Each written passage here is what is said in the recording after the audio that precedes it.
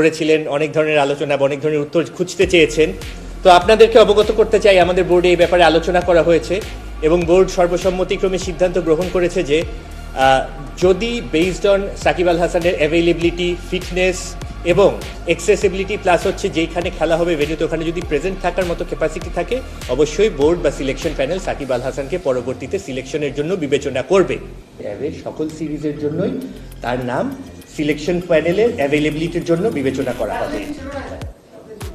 এতদিন কি ছিল জানি না, আজকে মিটিংয়ে কি সিদ্ধান্ত হয়েছে সেটা আমি জানাচ্ছি। আমরা বোর্ডের পক্ষ থেকে সাকিবকে চেয়েছি, এটা হলো মূল কথা।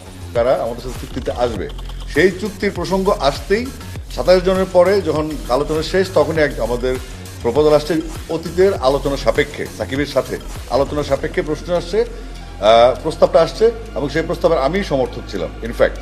তো সাকিবের সাথে সরকারের কি সমস্যা, আইন আদালতের কি হিসাবটা থাকে সেটা সরকার দেখবে।